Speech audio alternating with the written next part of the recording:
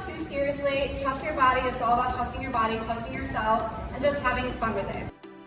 I've always loved leading people. I think I'm good at it. I think it's part of my like innate gifts is like being a leader by really being fully myself.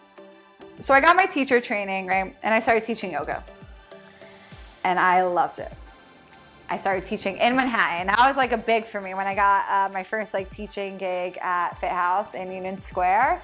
I was just like, this is what I love to do.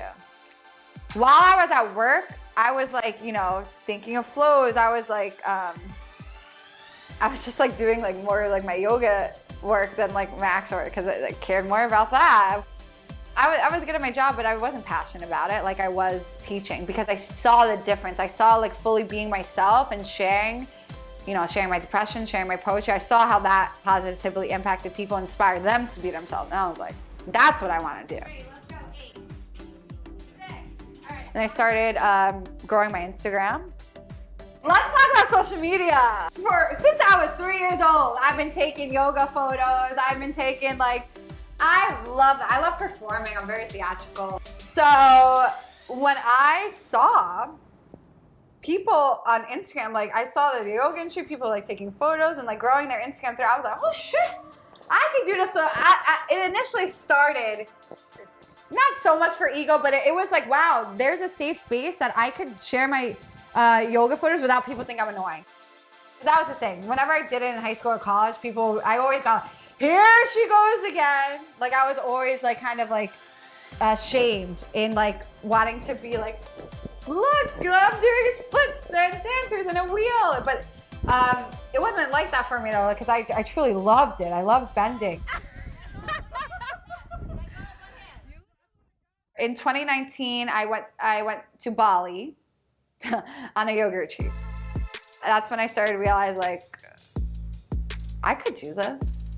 I could host workshops and retreats and I could do this. I could do this full time. And this is when I started to believe in myself more. At the same time, I started joining online courses for spirituality. So like I joined like a Chakra Girl Co was my first one. I did a few programs. I started learning more about breathwork, meditation. So I just started diving deeper into learning about spirituality, the chakras, masculine, feminine energy. And it was like, I felt called to it. So then after Bali, I was like, okay, I'm gonna host a yoga retreat. February 2020, I hosted my first ever retreat in Costa Rica, which was so scary. I just knew I had to do it. I had to put myself out there. Although I was very anxious for months leading up to it, like terrified, like really terrified. I did it. And it was beautiful. So I will say that was a tipping point. Coming back from Costa Rica in February 2020, it was actually March 2020. It was like the first week of March we came back and then boom, the pandemic hit. Started working from home. And once I started working from home, answering client calls, doing paperwork, tedious annuities and that I did not care about, I was like, no way. I physically could not do that work anymore.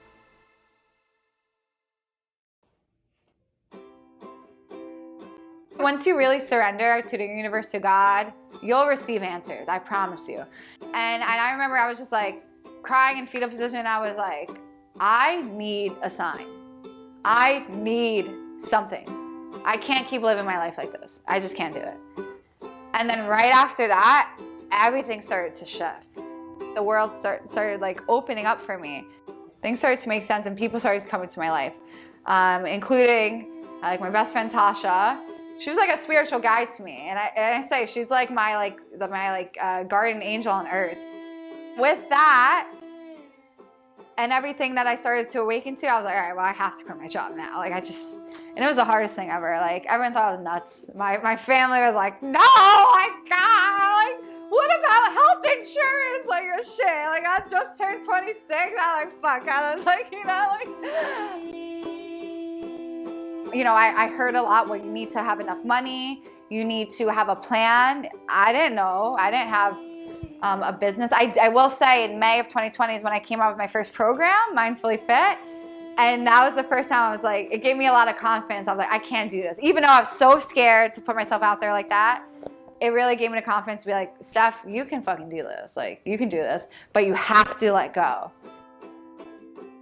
So I quit my job. I was so afraid to like tell my group. They were so supportive, and I was like, Steph, what are we so afraid of? And something that I've learned since is the moment we face our fears, they're no longer fears. It's more so the anticipation. And yeah, so I quit my job. I moved out of the city. And ever since then, I've been flowing through it.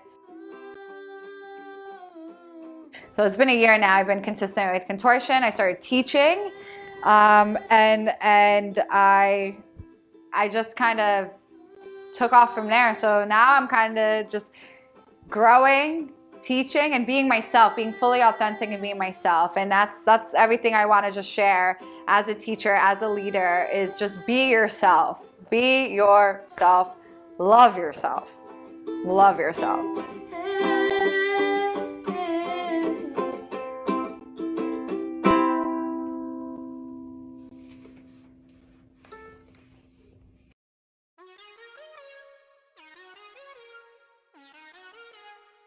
Here's another one now. Oh, this is the hidden treasure chest one. This is also one of my newer ones from or older ones from 2018. And this is about getting out of your comfort zone to be open to life and all the abundance that's available for you once you make space for it. So I wrote, trying new things intimidate me. I don't like change, the voice says within me, but I know I need it in order to liberate me from being stuck in my ways, none of which is healing me. So I will say yes more to new opportunities, not letting the fear of rejection stop me from new possibilities. Life is an exciting journey, never knowing what may happen next. The unexpected should be celebrated. Your next encounter could be a hidden treasure chest.